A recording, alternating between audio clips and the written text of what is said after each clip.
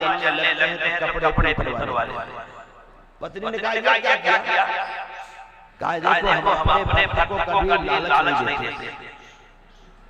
जिसे सुदामा जी के मन में लालच आ जाए कि बड़े आदमी हैं मेरे मित्र, मुझे कपड़े दिए, कहे फिर जाने का फायदा क्या? कहे इनके जाने से पहले इनका महल बन जाएगा। क्या बन जाएगा? इनका महल बन जाएगा। भगवान यही चमत्कार करते हैं। आपको प्रत्यक्ष नहीं दिखता, लेकिन अप्रत्यक्ष रूप में भगवान आपको बहुत देते हैं। जिसको ऐसे देते हैं ना, उसको लगता हमको दिया नहीं। जिसको ऐसे नहीं देते वो कई जगह से घुमा के देते हैं। आपके पास अगर आपके गुरुदेव कभी कह दे कि बताना कभी तुम्हारी मदद करेंगे, तो उसको सच मान लेना। अगर वो आपको प्रत्यक्ष नहीं देंगे तो प्रत्यक्ष इतना देंगे कि आपके पास कभी घटेगा नहीं। यही कृष्ण की बात है। कृष्णम वंदे जगत गुरु। और तुम सोचते हो कि उन्होंने कहा है तो आपको ऐसे दे देंगे। नहीं, उन्होंने जब कह दिया वो पूरा महल बना।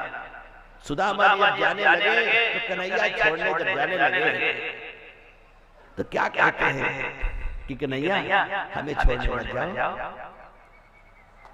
पर अपने शरीर का ध्यान रखना। तुमको बहुत बड़ा काम करना है। भगवान रोने लगे कि जिसको मैंने कुछ दिया नहीं वो इतना प्रेम करता है। जब सुदामा जी अपने नगर में जाते हैं तो वृंदापुर, उसका भी नाम था वृंदापुर।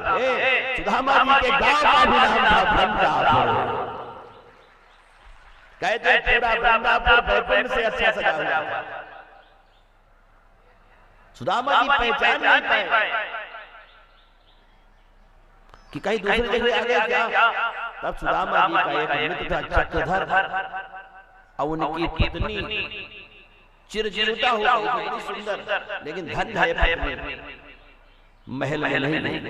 कहा जब तक मेरे पति नहीं आएंगे मैं अपने पति के साथ झोपड़ी में थी। जब मेरे पति आएंगे तभी महल में जाऊंगी, नहीं जाऊं से बाहर रहूंगी। ये है पत्नी कि गरीबी में जिसके साथ आई हो, अमीरी में भी उसी के साथ। उससे हट करके मुझे सुख नहीं मिलेगा। इतनी धर्मात्मा थी सुशीला, उनका नाम ही सुशीला था। वो कर्म से सुशीला थी। सुदामा जी अपने वहां गए, जब अपने घर में गए तो कहते लगता है भगवान की माया। तो भगवान से कहने लगे कि मेरे मनमोहन दिलदार छबीले बाके का दीवाना बना